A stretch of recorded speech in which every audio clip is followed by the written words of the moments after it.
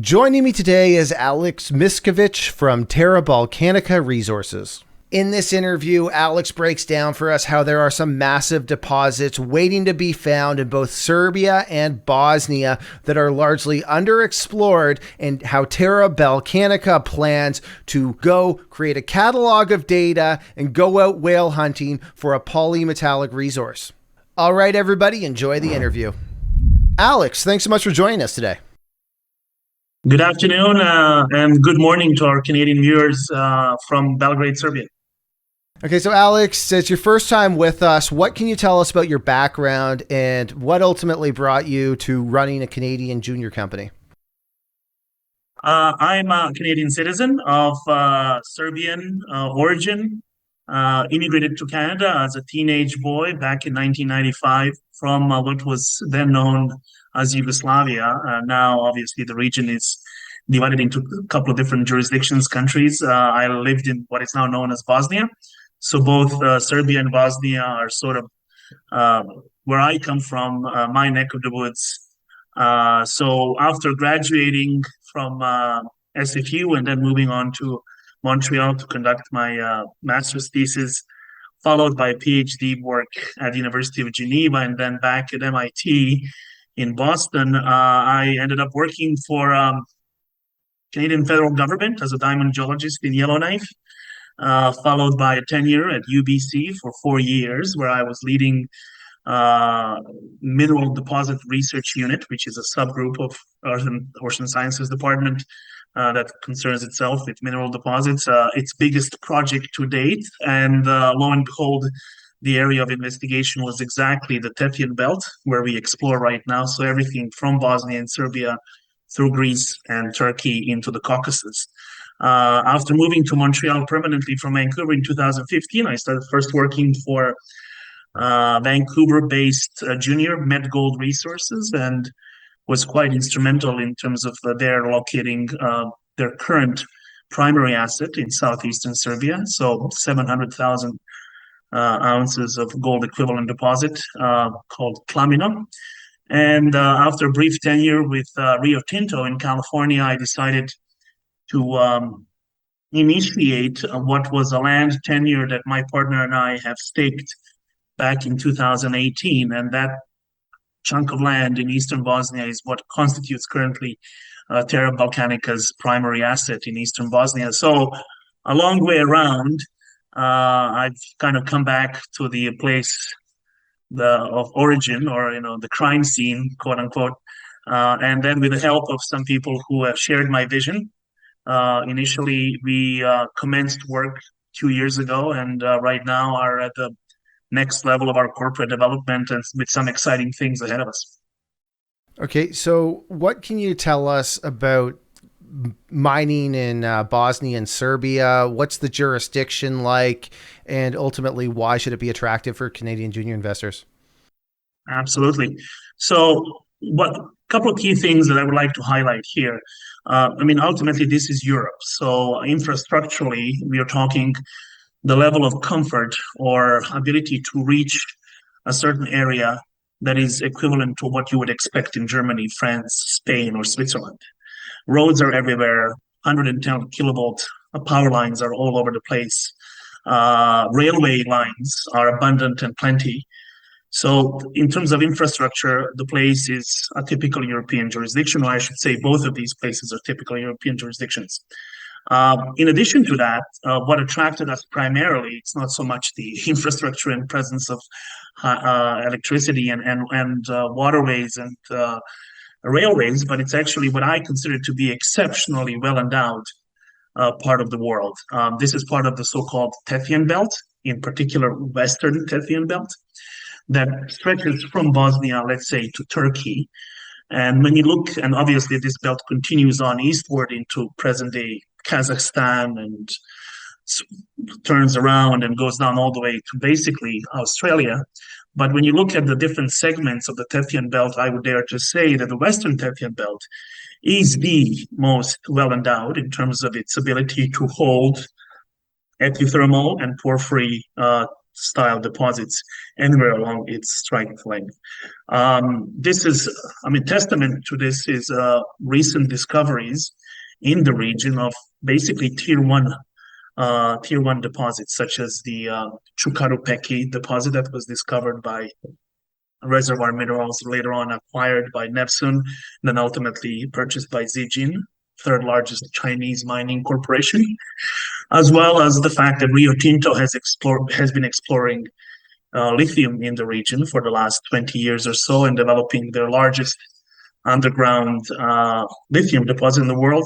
But also the fact that you have early movers and recent movers in the region, such as Adriatic Metals PLC and their Irish Silver project, et cetera, et cetera.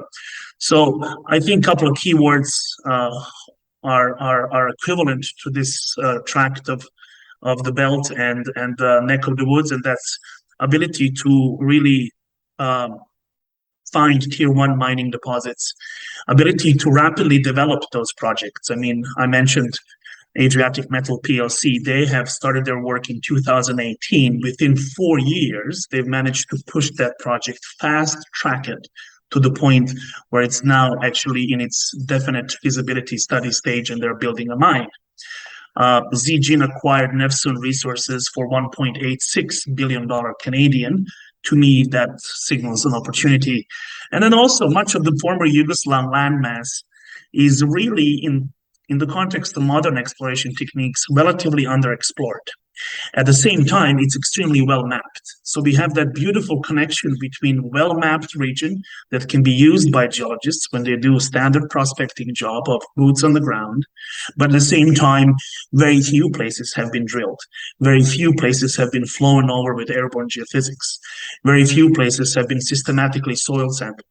So that's exactly where we come in. I think Terra Balcanica, relative to its peers in the region, and there are lots of them, we do offer a bit of a competitive advantage, given the fact that most of the management, at least here locally sourced, speaks the language, understands the customs, and has a very strong regional experience, manifested by, in my case, 6-7 years of already having worked in the region, but also some other board members who are from Serbia or Bosnia, and exactly know the lay of the land, know how to acquire projects, how quickly to assess them, turn them over, and then move on.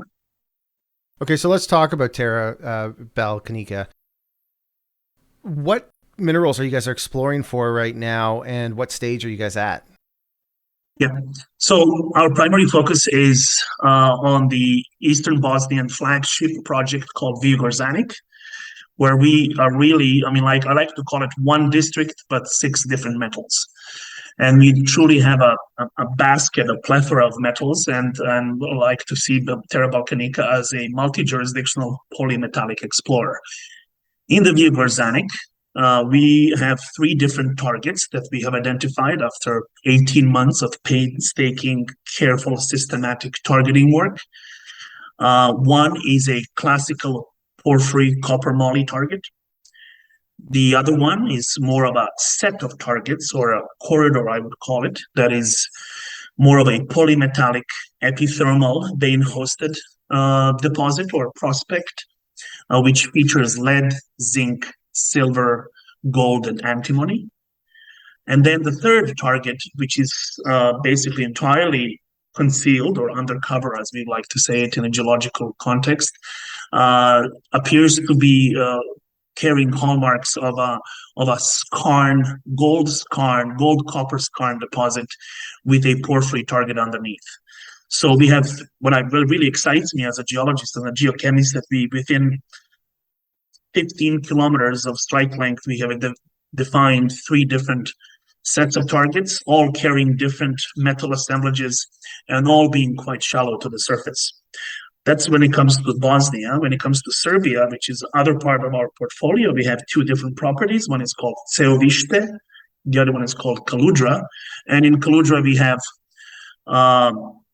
again, an epithermal vein-hosted occurrence or a prospect, which shows very interesting superficial anomalies, running up to 10-11% zinc on surface.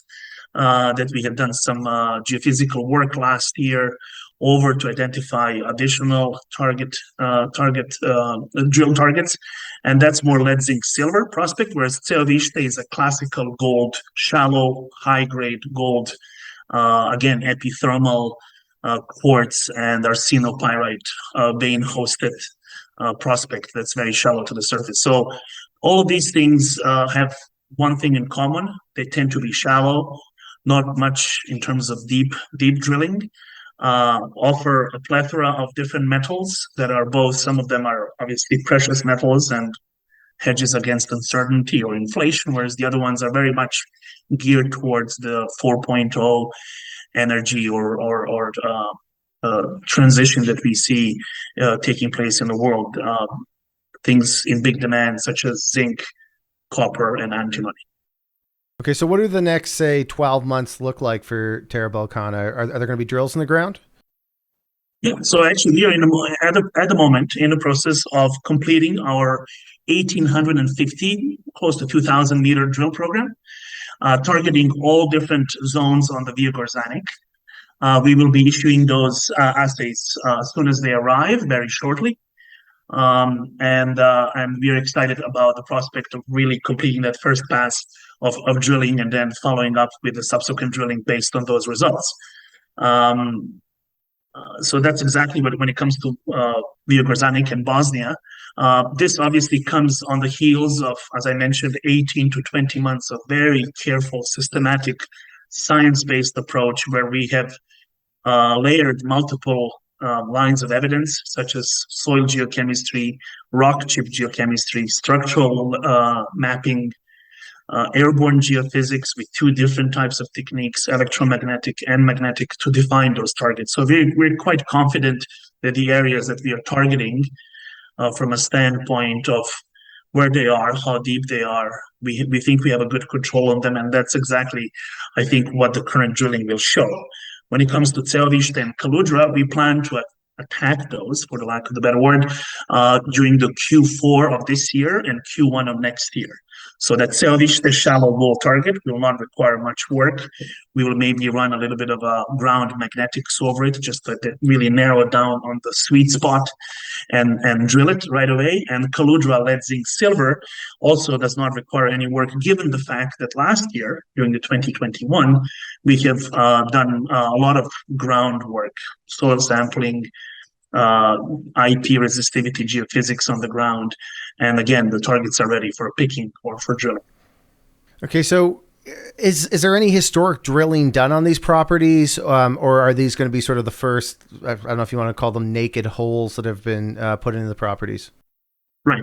So in terms of the Kaludra area and Ceoviște in Serbia, where we have our Serbian portfolio, these are absolutely virgin. In other words, no drilling has been done. Other parts of these properties have been explored by other companies, but looking for different commodities. So there has been work done by a company called Euromax and First Quantum Metals, but they were all looking for porphyries. We are looking for different things, more of epithermal style mineralization. So therefore, our targets are completely new. When it comes to Viogor-Zanik, Yugoslavs during the communist era have done fairly systematic exploratory work. This was state-sponsored, state-governed programs. So these are not private ventures or corporate undertakings. And some very shallow drilling occasionally was done here and there back in the 70s and early 80s.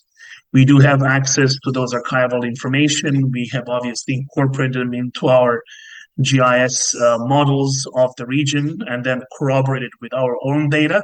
But in terms of any systematic deep drilling beyond superficial 100 meters or so, I must say that even Viogor-Zanik, that has seen the most exploration, is basically very virgin. And I mean, Brezheny, one of our targets that we speak of in our deck that's available on our website, is entirely unknown. So not even Yugoslavs have recognized it at all. So this copper gold skarn with a porphyry target underneath. Whereas the Čumavići and Olovine and these two other areas, as I mentioned, have seen some exploration, but again, nothing in terms of what you would consider systematic 21st century style exploration work. All right, well, Alex, thanks so much for hopping on here today. Hopefully you'll come back on after we get some drill results and we can discuss them, and you can give us sort of a breakdown of what they mean for the company's exploration plans moving forward. Thank you so much for your time, Steve, and I'll be glad to do so very soon. All right, everybody, I hope you enjoyed the interview, and if you haven't already, please hit the like button, subscribe, and ring that notification bell, and let us know what you think in the comments section. All right, thank you, everybody.